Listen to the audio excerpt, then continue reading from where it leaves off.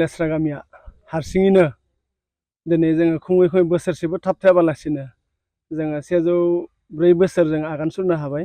बेयाव रायजो राजानि गोख्रों मददजों जों बोसोरफ्रामबो खुंनाय जायो।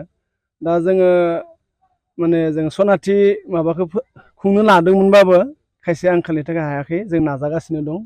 देग्लाय जोङो जेनेबा सानब्रैनि हाबाफारिजों जोंनि बोसोरफ्रामबो खुंनाय बायदि जोङो थांनाय 17निफ्राय दिनै 20 लागि सानब्रैनि हाबाफारिजों जोङो बे खेराइ फोरबोखौ खुंदों। जोंहा गिबियाव गुरु गसाइ थान जोङो बेहाय बावो बाग्रा जाथान बेनिफ्राय जोंहा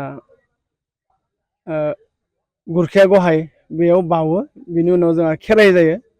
खेराइ जाखालि जोङो जोंनि 21 नं सालबारि कनस्टिटिउन्सिनि MCLA बिथां जय मुसाहारि सारजों जोंनि हाबाफारिखौ जों बेखेवो। बिथाङा जोंनाव फैनानै जोंखौ मदद होनायनि थाखाय दिनै नोंथांमोननि गेजेरजों जों बिथांनो जोंनि रायजो राजानि जानानै गोसो गोरबोनि साबायखरखौ बावहरदों। आरो बिनि उनाव जों खेराइनि उनाव जोङो बिसेसकि बोराय बुरैफोरखौ गोजोन होनो थाखाय बिथांमोना गुबुनाव थांनानै सिनेमा मबाइलफोराव नायनो हाया नालाय जोङो टुरिं सिनेमा दिन्थिनाय जादों। आरो दिनै जों ब्रैथि सानाव जोंनि गामियाव जिहेथु गामि गेदेर मोनथाम सुपा जायो जोंनिया। बेहाय जोंनि मेट्रिकनिफ्राय PG सिम पास जानाय फरायसाफोरखौ जोङो बरायनो लादों।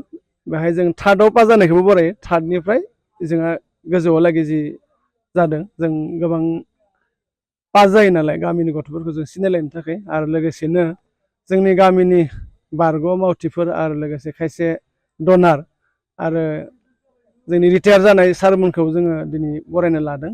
आरो बेजों लोगोसे जोङो जोंनि ओनसोलनि जाखांफुनाय उन्दै उन्दै गथ'फोरखौ मोसानाय बिथिङाव बा रोजाबनाय बिथिङाव जों थुलुंगा होनो थाखाय दिनै जों मोसानाय बादायलायनायबो लादों। बेहाय जोङो ओरैनो गामिनि गोजा नालाय प्राइज मानिखौ गोबां होनो हानाय जायाखै। जोङो सेथि बान्थाखौ 3,000 आरो नैथि बान्थाखौ जोङो 2,000 आरो थामथि बान्थाखौ जोङो 1,000 जों खालामनाय जादों। दा जोंनाव गोबां बादायारिफोरा मुं थिसनफैबाय। जोङो जोंनि बे फरायसाफोरखौ मान बावनाय हाबाफारियाव जोङो जोंनि गामिनिनो गुवाहाटियाव थानानै साख्रि मावनाय बिथां दिलिप मसाहारि बिथाङा साप्लाइ इन्सपेक्टर बिथांखौ जों गाहाय आलासि महरै लिंहरनाय जादों। लोगोसे जोंनि गामिनिनो डक्टर दिगन्त नार्जारि बिथांखौबो जों हांख्रायनाय जादोंमोन। बिथाङा बिसेस उसुबिदानि थाखाय जोंजों नुजाथिफिननो हानाय जानाय नंला होननानै मिथिदों। दा बिदिनो जोङो गाजा गोमजायै देग्लाय जोङो जोंनि गामिनि गोजाजों जों खुंनो नाजादों। आरो बेहाय नोंथांमोना दिनै जोंखौ फैनानै जोंनि बे हाबाफारिखौ फोस्रावनायाव मदद खालामनो थाखाय नोंथांमोननो जों गोसो गोरबोनि खावलायनायखौ बावबाय। जोङो एसे आगोलाव आं एसे बुंखांबाय अबयसे आं टु दि पइन्ट बुंनाय जायासै आंनिया। जायखिजाया दोले जोङो गिबि गिबियाव जोंनि जि जोंहा गामियाव थानफोर दं जों जायखौ जों गुरु गसाइ थान होनना बुंदों बेहाय जोङो बाउनाय जायो। बिनि उनाव नैयाव जोंहा गाव राजा होनना बुङो। नैबे जोंनि सिगां मोखाङाव थानाय बे गाव राजायाव जोङो फारौ गामिनि सान्थि आरो बर' रायजोनि गोजोननि थाखाय फारौ हगारनानै जोङो फुजिनाय जादों। बेनि उनाव जोङो खेराइ होनायनि सानसे फुङाव जों ओइ जा बाग राजा होनना बुङो जों बा राजाबो होनना बुङो बेवहाय आरो गुरखिया गहाय थान जोंनायाव दं सानजाहा गामिनि बेहाय जों फुजा होखांनायनि उनाव जोङो खेराइखौ होनाय जादों। आरो नैथि सानाव जोङो खेराइखौ बुंदों। थामथियाव खायसे खायसेखौ जगाजग खालामस्लाबनो हायियाव जों थिग अनसुंथाइखौ मोननो हाथ'वाखै। दा जगाजग एसे जादों। आरो जों दाखालि जिहेथु जोंनि MCLA बिथां जय मुसाहारिखौ लाबोबाय बिथाङा जोंनो नै देग्लाय माबा मोनसे अनसुंथाइ होनायनि बाथ्रा बुंलांदों। खोब बेसेबां हरगोन बेखौ बुंनाय जायाखै। आरो जोङो आब्रुजोंबो लोगो नांनानै आब्रुनोबो जों जोंनि बे माबाखौ फोरमायनाय जादों। बिथांमोनाबो जोंनो उनावहालागै माबा मोनसे अनसुंथाइ होनायाव मदद खालामगोन होननानै फोरमायदों। आरो BTC निफ्राय जोङो जोंनिफ्रायनो आसलथे जगाजग खालामस्लाबजोबनो हायाखैमोन। आरो जों मिजिंथिदों उनाव जों दा खायसे खायसे बाथ्राखौ जों मोनथिदोंबाबो जगाजग खालामस्लाबनो हायाखैमोन। आरो हयथ' खायसे डकुमेन्टसखौ जोंनि दैदेनगिरिफोरा होस्लाबनो हायाखै जानो हागौ। जों दा बिथांमोनजों नांफाना दं। आं आसलथे गामियाव बोसोनगिरि महरै दा बिबानखौ मोनदों।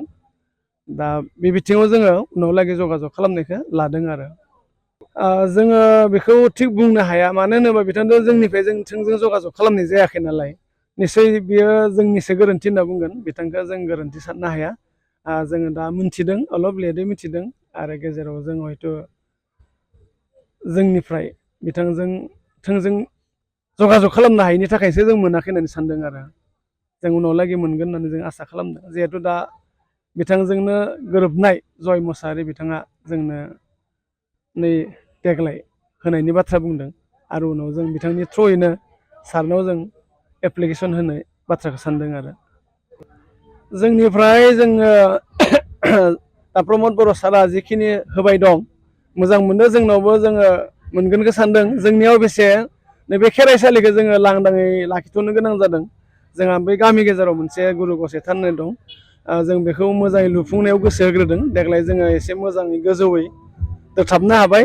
नैबे खेराइसालिखिनिखौ जोङो जेनेबा जोङो सिनेमाखौ दिन्थिबाय, आरो नै ब्रैथियाव मोसानाय बादायलायनायजों लोगोसे जे फरायसाफोरखौ मान बावनाय, आरो जोंनि फोरोंगिरि जे बारग' फोरोंगिरि रिटायार जानाय बिथांमोनखौ जोङो मान होनो थाखाय दिनै हाबाफारि लानाय जादों आरो जों बेखौ टटेलि एकदम एलाउ होनाय जायाखै, खारन बेजों गाज्रि मेसेज थाङो।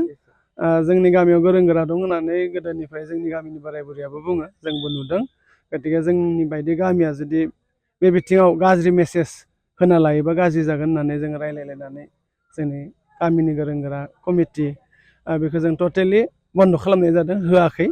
जों गामिनि जि माने साख्रिआवला दं, खामला मावग्रानिफ्राय आराम्भ' खालामनानै गामियाव जिमान मानसि दं बिथांमोननिफ्रायनो खांनाय रांजोंनो जों थिब्ले माब्लेयैनो बेखौ खुंनाय जादों, जाहाथे जों इयुन जोलैया जाहाथे गाज्रिखौ सोलोंनो हाया, बे थांखियैनो जों बेखौ एलाउ होनाय जायाखै आरो दिनै जोङो 104 जाबाय।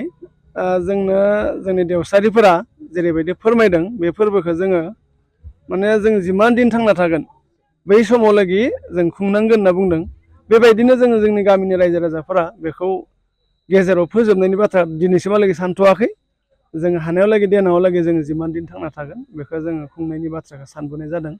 उननि समनिखौथ' जों बुंस'नो हाला, खिन्थु जोङो दा जिखिनि दं जोंनि बे मावथिफोरा बा गामिनि रायजो राजाफोरा बेखौ खोब गाजा गोमजा नङाबा बिदि खुंलांबाय थागोनखौ माने बाथ्रा होनाय जादों आरो बे बिथिङाव जोङो आसलथे बिटिआर सरकारखौथ' जोङो मोजां जेरैबायदि मडार्न मुगाजों गोरोबनाय खालामनांगौ हाथ'वाखै। जों लासै लासैसो नाजाबाय दं।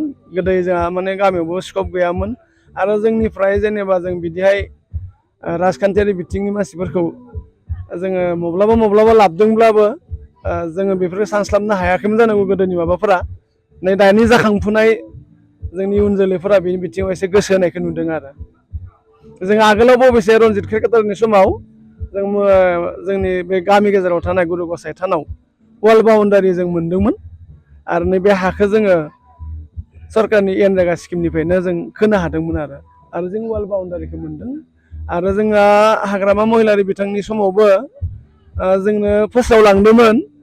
जोंनिफ्राय बै समाव जोंनि दैदेनगिरिया एसे उसुबिदायाव गोग्लैनानै बिनि उनाव आंनो बिबानखौ मोनदोंमोन। जोङो खिन्थु गोख्रोङै नाजासेयावबो जोङो किसुमान कमिउनिकेसन गेप जानायाव बेखौ जोङो 10 लाखनि जे अनुदान डिक्लेयार जादोंमोन बेखौ मोनफुंनो हायासै। बेयो जोंनिनो गोरोन्थि होननानै जों बुंना लानांसिगोन आरो बिथाङाथ' डिक्लेयार होदोंमोन। अफिसियेल प्रसेसखौ जोङो माने जों जेरैबायदि खालामनांगौमोन हास्लाबाखैमोन। गतिके जों सरकारनि नोजोरखौ मोनाखै नङा मोनदों। जोंसो माब्लाबा दैदेनगिरिफोरा मावफुंनो फेलें जानाय बायदि मोनदों आरो